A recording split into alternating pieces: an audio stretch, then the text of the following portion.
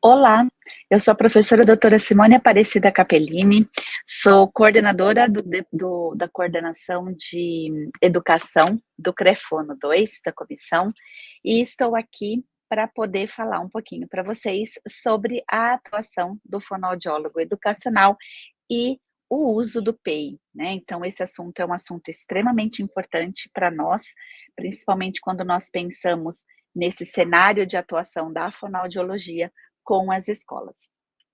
Então, nós vamos iniciar a nossa aula agora, falando um pouquinho sobre essa interface de relações. Bom, primeira coisa que nós precisamos falar é sobre o que é esse PEI, né? O que é esse plano de ensino individualizado. Na verdade, esse plano ele tem uma natureza prática, e ele depende de ajustes educacionais que precisam ser realizados no trabalho com crianças que apresentam dificuldades de aprendizagem. Quaisquer dificuldades de aprendizagem, não necessariamente o escolar só que apresenta aí os quadros chamados de deficiência. As necessidades especiais de cada aluno é a base para a elaboração do PEI. Ele necessariamente é um esboço coletivo, porque todos os professores que assistem essa criança educacionalmente participam da elaboração desse documento, que devem ser, na verdade, atendidas todas as necessidades desses escolares nesse processo de ensino e aprendizagem. Uma das coisas importantes é que o PEI ele não é feito de forma isolada, ele não é feito sozinho. Na verdade, existe a participação de múltiplos profissionais, muitas vezes, ou de uma forma mais adequada, não só realizado pelo professor da educação especial, em parceria com o professor do ensino regular, mas também com todos os profissionais da parte clínica, da atuação clínica com esse escolar. Isso chama-se necessariamente um trabalho colaborativo. Nós vamos falar mais sobre isso daqui a pouco, né? Então, o PEI, o Plano de Ensino Individualizado, ele necessita de um trabalho de colaboração. Se eu estou pensando necessariamente no trabalho de adaptação curricular de atividades para esses escolares, eu estou pensando no ensino colaborativo, que vai depender de uma atuação em conjunto do professor da educação especial e do professor do ensino regular. Uma das coisas extremamente importantes de considerar aqui é que o PEI ele é feito no Brasil pelo professor da educação especial. Ele não é feito por nenhum outro profissional, né? Então, não é o fonoaudiólogo que faz, não é o pedagogo, o psicopedagogo que faz, mas ele é gerenciado pelo professor da educação especial, portanto, o professor do atendimento especializado para esse aluno. Ai, Simone, mas esse aluno ele está dentro de um ensino particular. E no ensino particular nós não temos o AEE. Pois bem, né, na verdade nós temos, né, dentro das nossas políticas públicas, resoluções que falam sobre o atendimento da educação especial nas escolas privadas, né, nas escolas particulares. Eu vou precisar, né, de um professor de educação especial para entender quais são as necessidades ou dificuldades e potencialidades reais desse escolar. Bom, entendendo um pouquinho disso, né, o que vem a ser, na verdade, esse plano? Quando nós pensamos na nossa política educacional, principalmente na política de educação especial, nós vamos ter o artigo 9 da Resolução 4, que é da Câmara de Educação Básica, que vai falar da necessidade de se estabelecer um plano para o atendimento educacional especializado. Veja bem, ele não fala do PEI, mas ele fala da necessidade de eu ter, né, basicamente, uma assistência, um plano do AEE para trabalhar com esse escolar que está no ensino regular, com a participação das famílias e a interface de demais profissionais do serviço aí, ou da assistência social, ou da saúde, ou desses atendimentos clínicos que são realizados com esse escolar. Esse plano do AEE, ele é um plano para o público-alvo da educação especial. Então, quem é o público-alvo da educação especial no nosso país? As crianças que apresentam os quadros de deficiência, as crianças que apresentam o quadro de autismo e as crianças que apresentam os transtornos mais globais do desenvolvimento. Então, nesse cenário, né, esse plano, ele vai ser um plano educacional para essa população. Vejam que nesta resolução nós não temos a citação do PEI, mas de um plano para o atendimento desses escolares do AEE. Por isso que é muito comum as escolas, em vez de falarem do PEI, falam do plano para o público-alvo da educação especial, chamando PAEE, ok? Acontece que quando eu tenho, na verdade, né, esse plano, hoje no Brasil nós estamos passando por um momento de muita reflexão sobre essa assistência educacional que é ofertada para esse público-alvo da educação especial. Por quê? Porque nós temos um crescimento contínuo de matrículas de alunos que são para o atendimento educacional especializado nessa política de ensino regular. Entretanto, como eu acabei de mostrar para vocês, nós não temos a citação na nossa legislação federal, então nos nossos dispositivos, a garantia da realização desse PEI que é baseado nessa peculiaridade do ensino, né, nesse atendimento que é centrado, na verdade, no aluno. Geralmente, segundo a nossa resolução, o que nós temos é uma centralização desses planejamentos nos serviços da sala de recurso, que é onde acontece o atendimento de ensino especializado. Vamos entender um pouquinho melhor isso, né? Quando nós vamos entrar nos dispositivos legais, o que nós vamos encontrar, né? Que a LBI, ela traz na nossa lei brasileira de inclusão, ela vai trazer a citação de novo no capítulo 4º, no artigo 7º, a elaboração do plano de atendimento educacional especializado. Então, de novo, eu não tenho a nomenclatura PEI, mas eu tenho a nomenclatura do plano de atendimento educacional especializado. Vocês vão entender que isso vai acontecer porque o nosso modelo de PEI, ele é centrado na educação especial.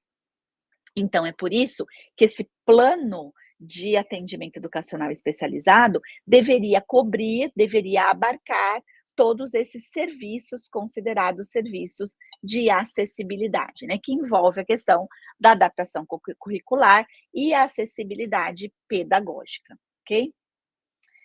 Pensando um pouquinho nisso, então, vamos entender, né, quais são esses tipos de PEI pelo mundo, incluindo o que nós utilizamos aqui no Brasil, que ele é muito reportado a esse plano de atendimento educacional especializado. Então, nós vamos ter pelo mundo, basicamente, 3 tipos de PEI e o PEI do Brasil, tá bom? Então, na verdade, são, eh, 3 tipos aonde eu vou ter, na verdade, um tipo de PEI que é específico para o Brasil, que é feito pela educação especial. Então, eu tenho um tipo de PEI escolar, que é o tipo de PEI realizado tanto na Itália como nos Estados Unidos. E eu tenho um tipo de PEI educacional, que é realizado pela França, e eu tenho o tipo de PEI que é realizado no Brasil, que é realizado pelo serviço de AEE. E eu ainda posso ter um quarto tipo que eu não coloquei aqui, porque é um tipo que muitas vezes acontece no Brasil, que ele é um PEI realizado pelos profissionais, né, do serviço de atendimento a esses escolares e que é ofertado para a família. Esse modelo, gente, não é o correto, tá bom? Que é esse quarto tipo aí, que na verdade a gente ouve as pessoas falando, né?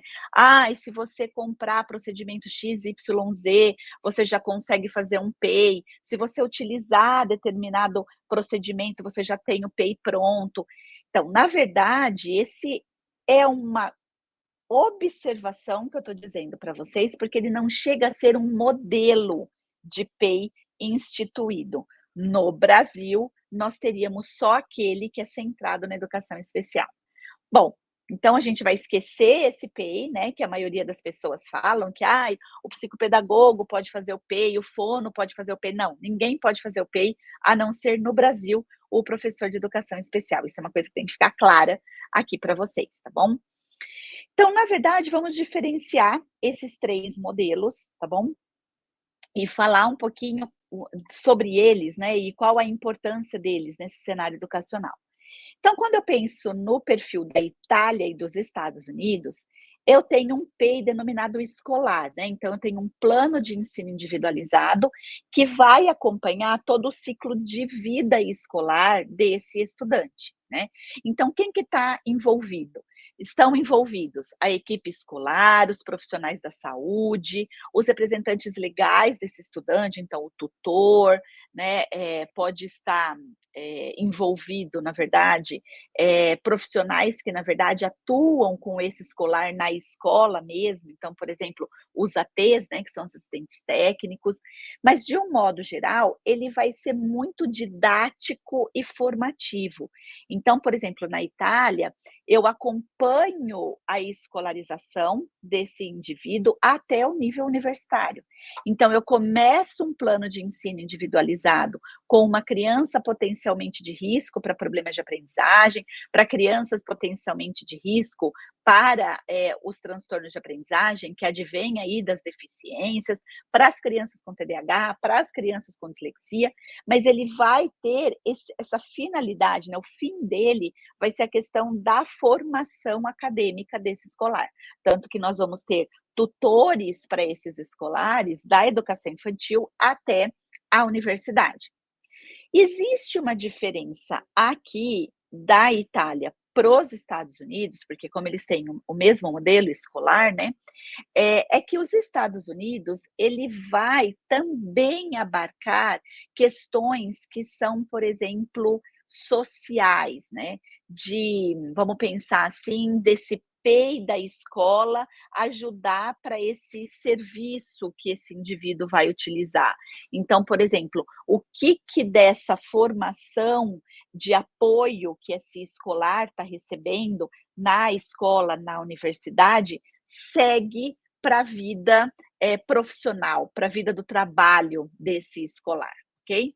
Então, existem necessidades educacionais especiais, por exemplo, para as questões eh, adaptativas. Então, isso sai, né, a adaptação de espaço físico, então isso sai um pouco da questão só escolar e vai ser levada, por exemplo, para o trabalho, né. Então são alguns ajustes que vão ser feitos, mas na verdade ele não tem um envolvimento com o acompanhamento social desse indivíduo, que é o que acontece na França, né.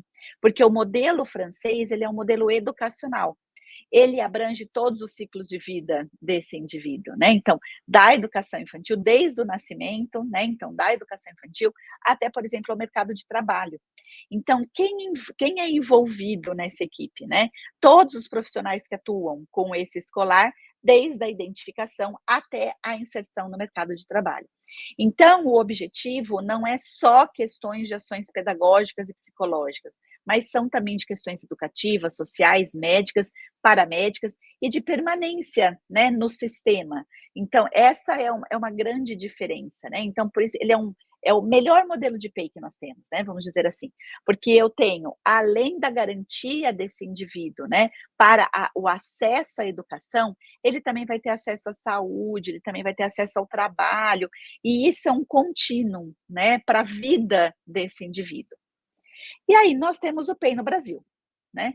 O PEI no Brasil, ele é restrito ao AEE, por isso que eu falei que esse quarto modelo que as pessoas falam, não existem, né, não pode existir. Então, ele vai ser o modelo do Brasil centrado na educação especial, porque o professor de educação especial, ele vai estabelecer quais são as competências desse escolar, quais são as habilidades desse escolar que estão em defasagem ou que estão em desenvolvimento, para que sejam eliminadas as barreiras na educação, no ensino regular.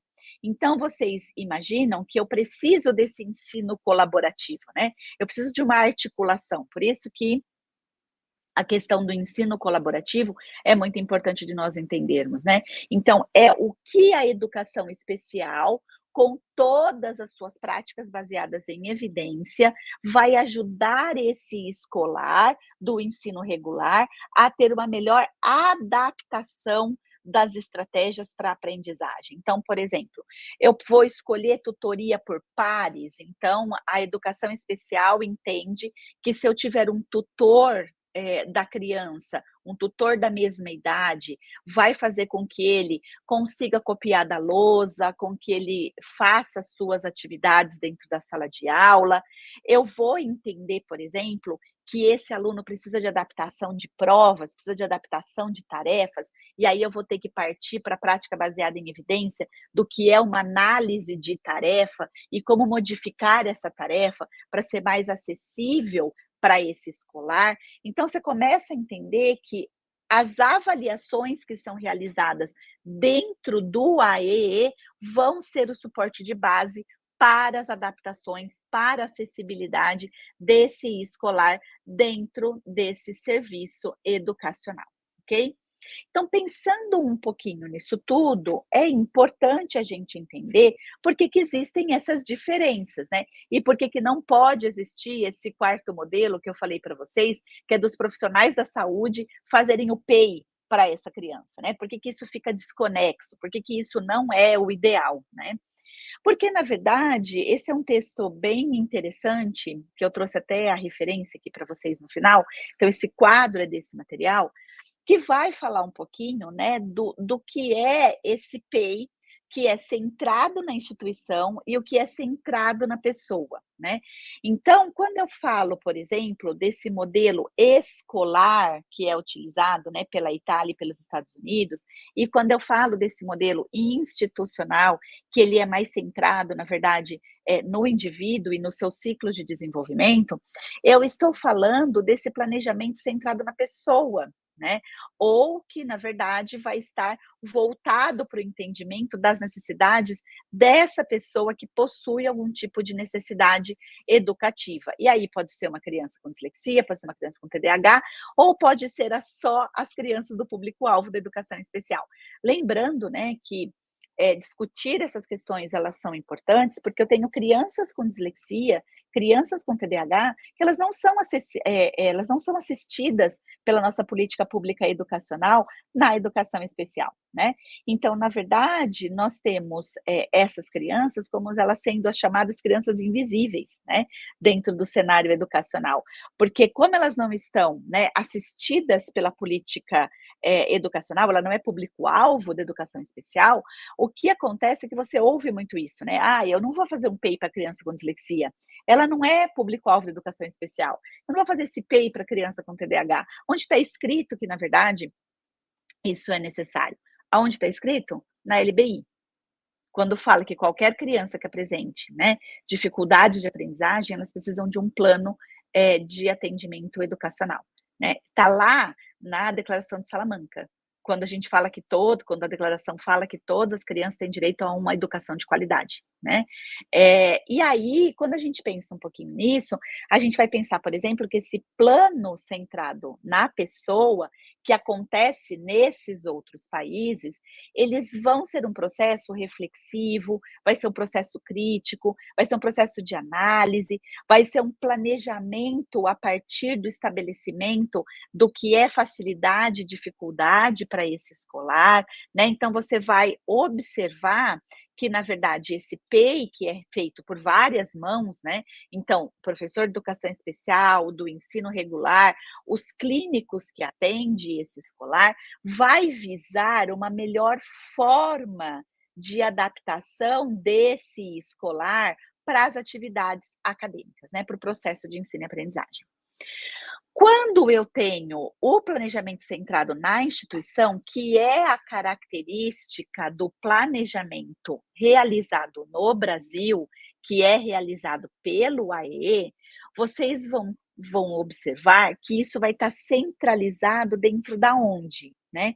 Dentro ou do AEE, que é o Serviço de Atendimento para esse escolar em educação especial, ou nos centros especializados das prefeituras, que prestam esse atendimento direcionado para esses escolares, né. Ele também pode ser composto, né, por vários profissionais, então, de novo, o ideal é que isso aconteça, né, mas é interessante porque ele vai estar, no atendimento voltado para aquela criança, né. Então eu estou olhando aquela criança naquele momento e muitas vezes não ao longo da sua seriação, né. Então é um suporte que essa criança vai ter, mas é um suporte que vai acontecer na medida que a necessidade ela vai aparecendo, né. Então, olha só o último item aqui, né, não tem um foco na aprendizagem, né, de um modo geral, ele é na aprendizagem situacional, né. E isso muitas vezes exclui a participação da família, isso muitas vezes exclui a participação de outros profissionais. Então, nós ainda temos esse modelo centrado na instituição, e isso acaba sendo um problema para a evolução do PEI no nosso país, ok? Entendido isso, né, o que que na verdade acontece, né, com esse uso do PEI ou o que não acontece com esse uso do PEI, né, no nosso país.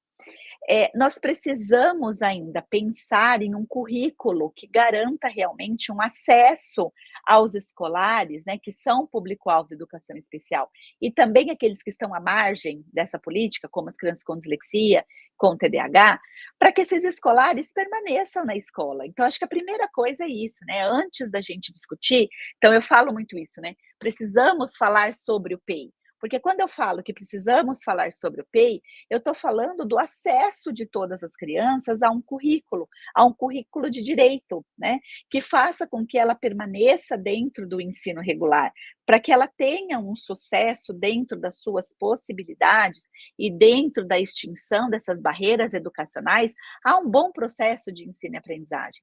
Então, a permanência desses escolares, né, tanto os que são público-alvo na educação especial, e tanto as crianças que possuem, na verdade, os transtornos funcionais, como a dislexia e o TDAH, na verdade, já está descrito, já está previsto nos parâmetros curriculares nacionais, né, que são as nossas PCNs. É lá, ou seja, né, nesse material que está disponível as adaptações curriculares que devem ser realizadas ao longo do processo ensino e aprendizagem desse escolar. Isso foi publicado em 1998, isso tem novas diretrizes publicadas em 2001. Vale a pena vocês consultarem para vocês entenderem essa macroestrutura de assistência educacional às crianças público-alvo da educação especial e também para os escolares com esses transtornos que são mais específicos aí de aprendizagem. Uma das coisas que acaba sendo importante, né, lembrar aqui, já que nós estamos falando, né, dessa política de inserção desses escolares, o direito, desses escolares a essa escolarização, é que a nossa LDB, né, a nossa Lei de Diretrizes e Bases de 96, que foi reformulada em 2013, vai falar de uma questão muito importante, que é a questão da terminalidade específica, né. Então, qual é o objetivo dessa terminalidade específica? Seria comprovar o grau de escolarização, desses escolares que são aí público-alvo da educação especial. Mas vejam bem, né, eh, isso ao mesmo tempo é algo bom, mas também pode ser algo ruim, né. Por quê? Se eu tiver uma educação realmente de qualidade, uma educação acessível para esses escolares, eu vou conseguir, né, ter um plano de ensino individualizado para esse escolar, então eu vou conseguir ter um PEI, e eu vou garantir essa terminalidade específica, mas com efetivo sucesso de aprendizagem. Mas se eu não tiver este plano de auxílio à escolarização do escolar, aonde esteja previsto nesse plano, nesse plano de ensino individualizado ou nesse plano de atendimento no AE, que haja adaptações curriculares corretas e pertinentes, que haja suplementação de currículo, que haja complementaridade de currículo. O que vai acontecer é que eu vou ter essa terminalidade específica, mas eu vou ter um mascaramento do fracasso escolar desses, indivíduos. Além do que, a falta de você fazer um bom plano de ensino individualizado ou plano de atendimento educacional, vai fazer com que eu tenha a exclusão desses escolares e que eles não vão conseguir alcançar, né. Então uma das coisas que eu gostaria de levantar a reflexão de vocês é o seguinte: prestem atenção, nós estamos falando que o plano de ensino individualizado, ele é de responsabilidade do AE. Mas nós temos a EE no Fundamental 2? Nós temos a EE no ensino médio? Não. Se nós temos, isto é uma iniciativa de alguns municípios, é iniciativa de algumas escolas, mas teórica e praticamente é onde se instala o AEE no nosso sistema político educacional, no ensino fundamental 1. Então, nós temos uma questão aqui importante, né. Quando eu tenho falhas de procedimentos de avaliação específicos para mensuração de aprendizagem desses escolares, quando eu tenho falta de instrumentos de monitoramento de progresso de ensino e aprendizagem desses escolares, para garantir, para comprovar que esse público-alvo da educação especial teve realmente um acesso a uma educação com adaptações necessárias, com suplementação curricular, isso vai fazer com que esse meu escolar, ele seja excluso desse ambiente acadêmico. Então vocês entendem a necessidade da fonoaudiologia começar a parar de pensar em instrumentos só de avaliação das habilidades, das competências, das capacidades e pensar em fazer avaliações que sejam monitoradas, avaliações que sejam de segmento, avaliações de progresso, avaliações de monitoramento, justamente para garantir que se você estiver lá no espaço clínico, você pode ofertar esse material para esse professor para ele pensar em quais adaptações têm que ser modificadas ou instaladas para esse escolar, ou se você for realmente o fonoaudiólogo da escola, o fonoaudiólogo educacional, que você integra a equipe técnica pedagógica, você discutir de quanto em quanto tempo a gente tem que modificar essas adaptações. Sim, porque um plano de ensino individualizado, ele não é estanque, né? Você não faz ele em fevereiro e ele fica valendo até o mês de dezembro, né? Você faz ele no mês de fevereiro e com as contínuas avaliações, os contínuos rastreios, as contínuas avaliações de progresso desse escolar, ele vai se modificando. Então, ele precisava de uma determinada adaptação no começo do semestre, que agora, no meio do semestre, no final do segundo bimestre, ele já não precisa mais. Então, vocês entendem como esse olhar ele é extremamente importante? Né, como esse olhar da sistematicidade do levantamento do dado, e isso é bem interessante, né, porque o AE faz isso, né. Os professores do AE, os professores da educação especial, eles têm instrumentos que eles podem rastrear o desenvolvimento do escolar, ou pelo menos espera-se que eles usem esses instrumentos, justamente para poder fazer a contínua análise de tarefa, né, do escolar, se ele está melhorando na aquisição de determinados conteúdos ou não. Então, isso é um ponto extremamente forte de discussão para nós, né. Bom, mediante tudo isso, então, qual seria a atuação do fonoaudiólogo educacional para a realização desse PEI?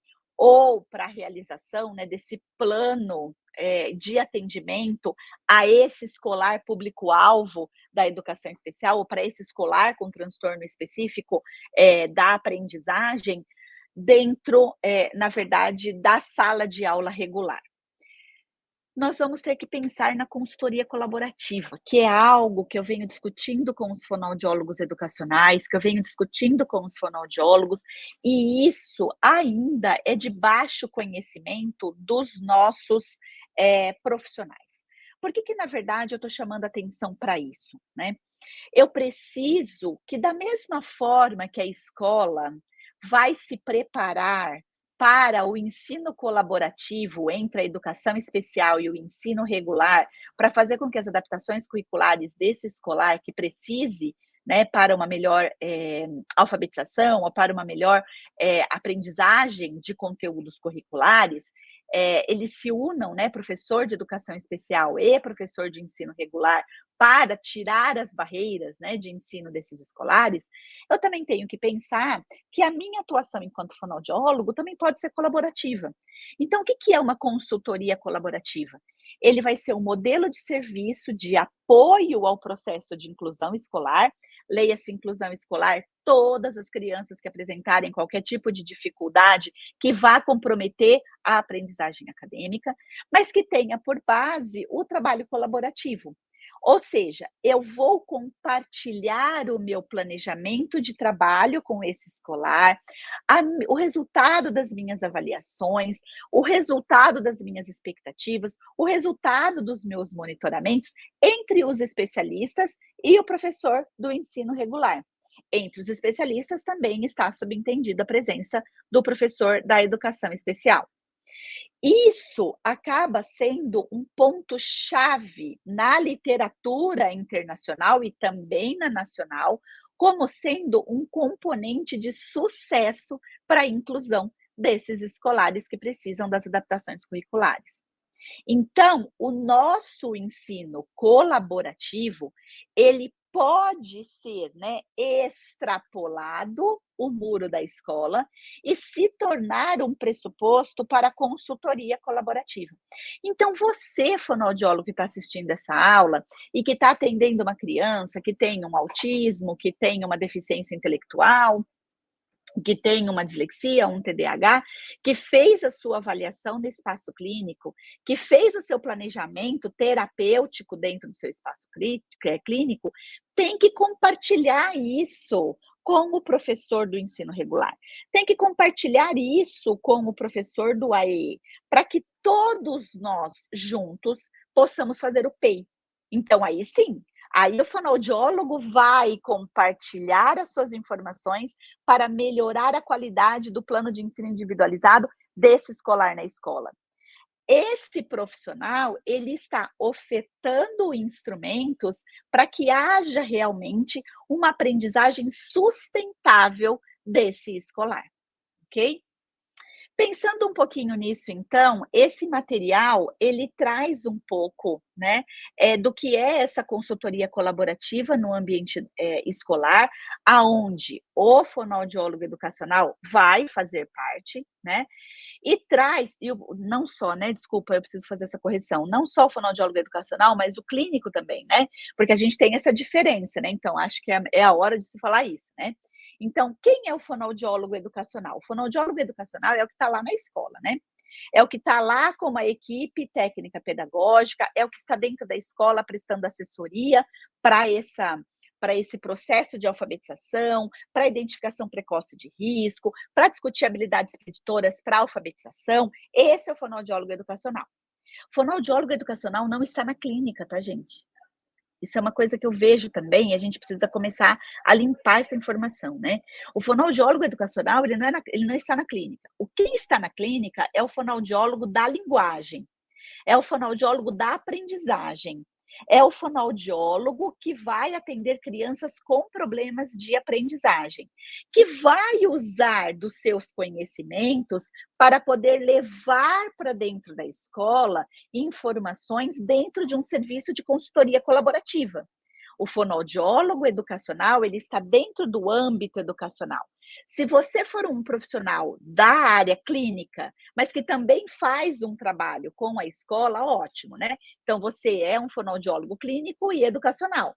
Mas se você só estiver na clínica, você é um profissional, um fonoaudiólogo da área clínica da aprendizagem e da linguagem. Você pode participar do trabalho do PEI da escola, da formação desse PEI? Pode. Através do quê? Do modelo de consultoria colaborativa. Isso já é previsto na literatura internacional, isso é previsto, como eu disse para vocês, na literatura nacional.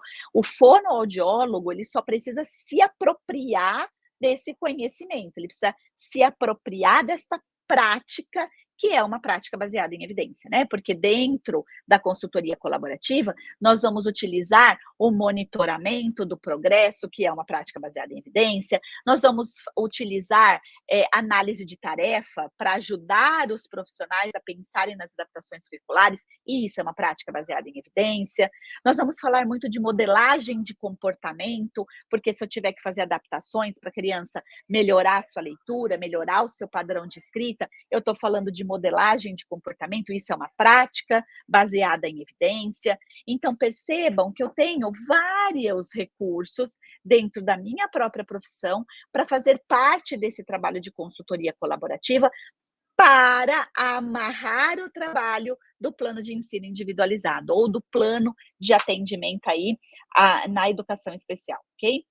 Então, o modelo de consultoria colaborativa, ele permite contextualizar e abordar de uma forma muito eficaz o problema da alfabetização desse escolar, o problema da aprendizagem, da relação com o ensino desse escolar, através, obviamente, de várias medidas, de várias informações, como, por exemplo, observação de como é o comportamento de aprendizagem e como que é o comportamento desse escolar dentro da sala de aula ou até mesmo dentro do seu espaço clínico.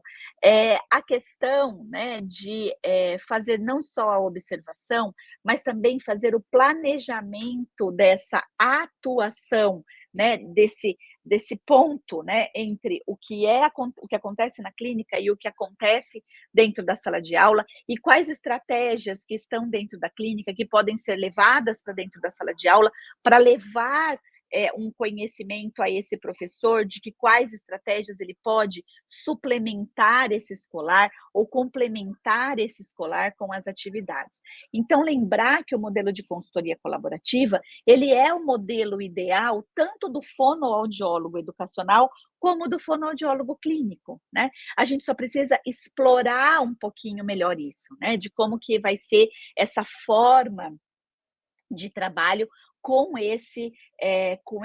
todo esse arsenal, né, de potencialidades que a gente tem, advinda de várias informações, né, de coleta de várias informações, da educação especial, do ensino regular e dos outros profissionais que atendem esse escolar, ok? A consultoria colaborativa, na verdade, ela, para ser bem executada, o fonoaudiólogo, ele precisa estar instrumentalizado, né? Principalmente aí falando do fonoaudiólogo educacional, né. Se eu for um fonoaudiólogo educacional que estou sendo, né, o parceiro dessa escola, se eu estou como parte da equipe técnica pedagógica, eu vou ter que lançar mão de rastreios, de avaliações breves da aprendizagem, que possa ofertar para esse professor do ensino regular e esse professor do ensino especial, quais são as capacidades e dificuldades desse aluno, né? Até porque é papel do fonoaudiólogo atestar se essas dificuldades de aprendizagem e linguagem que o escolar apresenta está prejudicando academicamente esse aluno. Se estiver, eu preciso de adaptações específicas para que esse escolar supere essas dificuldades, né.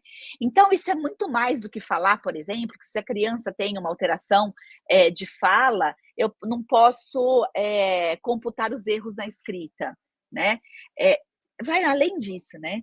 Vai além disso no sentido de falar: "Olha, essas dificuldades que esse escolar apresenta, vai prejudicar a escrita dele. Então, como que eu posso auxiliar nessa escrita para que ele, ao mesmo tempo que erre menos, né, o professor passe a olhar esse escolar em comparação com ele mesmo, né?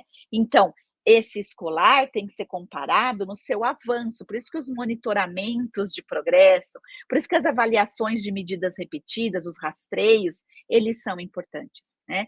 Então, para isso, eu preciso ter o fonoaudiólogo como membro desse PEI, não responsável, porque quem é responsável é o professor do AEE no Brasil.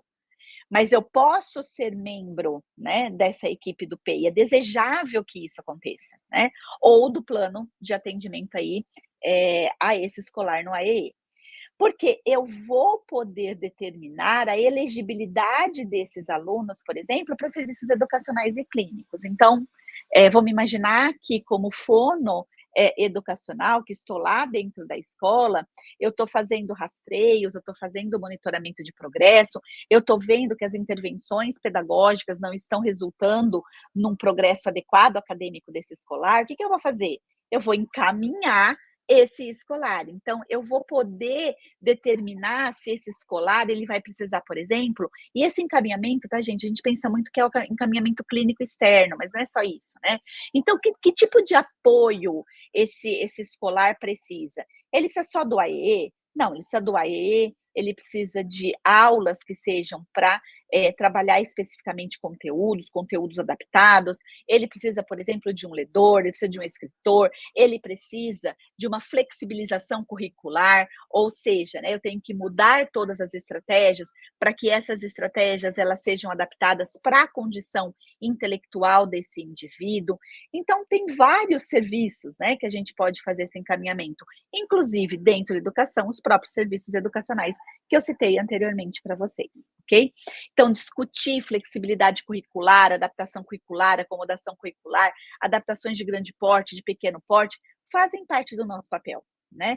Discutir, por exemplo, se eu posso ter um aluno matriculado no 8º ano, mas que está fazendo uma complementaridade de currículo, por exemplo, no 6º ano para matemática. Então, tudo isso pode acontecer desde que eu tenha uma equipe pensando para melhor garantir o sucesso dessa aprendizagem acadêmica desse escolar, né? Lembrar que a gente tem uma ferramenta muito importante nas nossas mãos, né? Então, eu convido vocês a lerem o Tratado de Fonoaudiologia Educacional, que foi publicado o ano passado, né, pelo Departamento de Fonoaudiologia Educacional da Sociedade Brasileira de Fono, aonde nós temos 2 capítulos, um que fala da experiência da fonoaudiologia educacional nos Estados Unidos, que é da professora Luciana Lessa, e um outro que é da Natália e da Stacy, desculpa, e um outro que fala da experiência de uma fonoaudióloga educacional, a Natália Fusco, que está lá na Inglaterra, onde elas vão colocar a necessidade de quem é o fonoaudiólogo educacional dominar o modelo de RTI. Porque dentro dos Estados Unidos e da Inglaterra, como o modelo de resposta à intervenção, ele é um modelo que ele é considerado um modelo de sistema de apoio educacional, e por isso ele possui, né, um sistema integrado de avaliação e intervenção, ele pode e deve ser utilizado para a elaboração do PEI. Então, como ele tem um sistema de avaliação, que ele é de múltiplas medidas pelo rastreio, eu crio um sistema de monitoramento de progresso desse aluno. Então, eu consigo saber se esse aluno ele está respondendo à intervenção ou ele não está respondendo à intervenção. E aí eu posso fazer aumentos de intervenção mais sistemáticas, mais frequentes, aonde eu aumento o grau de dificuldade ou de facilidade, né, na tentativa aí de entender quem são esses escolares. Então, é muito importante, né, que a gente entenda que, por exemplo, se o Brasil começa a dominar pelo fonoaudiólogo educacional o modelo de resposta à intervenção, ele vai naturalmente chegar ao PEI junto com os professores. Ele vai naturalmente chegar ao PEI junto com o professor de educação especial. E ao contrário é verdade também, né? Se eu tenho um professor de educação especial que sabe que existe um modelo de resposta à intervenção implementado dentro da escola, ele vai utilizar o sistema de monitoramento, o sistema de progresso desse escolar, justamente para que a gente consiga o quê? Fazer um melhor plano de ensino individualizado. Então, na realidade, a gente tem ainda alguns desafios, né? Mas vocês entendem que nós já estamos caminhando para o entendimento do que é esse PEI e que o modelo de resposta à intervenção pode sim ajudar e preparar, na verdade, todas as adaptações e ações necessárias para esse escolar dentro do nosso sistema educacional, né? Uma das coisas que eu costumo falar muito, e a gente tem que, eu em especial, né, agradecer muito o Crefono 2 por essa oportunidade de estar aqui falando com vocês, e é algo que eu tenho refletido muito, né, que Nós estamos ainda conhecendo as potencialidades do que é o PEI para essas crianças, uma vez que esse PEI é constituído no AEE. E se eu for uma fono que eu não estou na escola sabendo o que está acontecendo com o meu escolar, porque eu só estou lá na clínica, né? E assim, ele está no AEE, então ele está bem assistido. Esse é um erro muito grande, né? Então, se eu sou a fono clínica, eu preciso ir lá na escola, conversar com esse professor do AEE e perguntar: vocês usam o sistema de ensino colaborativo? Vocês usam, né, essa interface de compartilhar, né, ações em prol de melhor adaptação curricular para esse escolar que precisa de um PEI dentro da sala de aula? Será que eu posso contribuir, né, com todas as minhas informações que eu tenho lá na clínica, de avaliações sistematizadas, de dados importantes de vocabulário, do impacto do vocabulário na leitura e escrita desse escolar, do impacto, né, da dificuldade que ele tem percepto-visomotora para a formação de memória, por exemplo, lexical ortográfica, que faz com que ele tenha muitas dificuldades com relação à escrita ortográfica. Então, será que eu posso contribuir? Na verdade, pode e deve contribuir. Né? Ao mesmo passo que eu fico pensando que o fonoaudiólogo educacional precisa entender dessa consultoria colaborativa, né? Precisa entender dessa articulação. Ele precisa entender, por exemplo, que pequenas ações, por exemplo, de intervenções que possam ser realizadas junto com o professor na sala de aula, discutir com o professor as ações que, na verdade, ele vai desenvolver dentro da sala de aula ou com pequenos grupos, pode ajudar e muito a entender se essa criança está tendo um bom desenvolvimento em habilidades, por exemplo, preditoras para a alfabetização, que vão impactar esse desenvolvimento ou esse processo ensino de aprendizagem. Então, eu acho que esse momento, né, de discutir aqui o PEI com com vocês me deixa muito feliz, né, porque eu costumo dizer muito isso, né, conhecer o caminho já é um passo, estar no caminho já é um caminho, né. Então nós estamos nesse momento, nesse caminho, né, nesse caminho de entender a ação do PEI, como podemos nos envolver com o PEI, a fonoaudiologia precisa estar próxima, né, desse processo de ensino e aprendizagem, em especial a fonoaudiologia educacional precisa se envolver, inclusive na oferta desses trabalhos de consultoria colaborativa para as escolas, né? É uma forma de nós entrarmos dentro desse cenário educacional e mostrar todo o nosso poder de ação, né, na questão da alfabetização, na questão do monitoramento, né, do desenvolvimento, aprendizagem desses escolares. Então, para finalizar, na verdade, essa nossa aula, eu gostaria de agradecer a atenção de todos vocês e dizer que realmente, né, é um prazer estarmos juntos aqui discutindo essa temática, e dizer para vocês que o nosso papel na vida desses escolares é o de dignificar o processo de ensino e aprendizagem. É o nosso papel, né? A fonoaudiologia educacional, a fonoaudiologia, ela tem o papel de trazer dignidade a esse processo de ensino e aprendizagem desses escolares que muitas vezes são invisíveis ao nosso sistema político educacional. Então, eu espero que com essa breve aula vocês consigam, na verdade, entender toda a potencialidade da nossa ação, todo o trabalho que nós precisamos fazer em prol de um melhor serviço educacional oferecido para esses nossos escolares. Então, eu espero, sinceramente, que a gente possa se encontrar em outros momentos e espero que dentro desse cenário nós possamos aí aprimorar todo o nosso processo aí de atuação com as escolas e atuar melhor no âmbito educacional. Um grande beijo para todos e espero em breve estarmos juntos. Muito obrigada.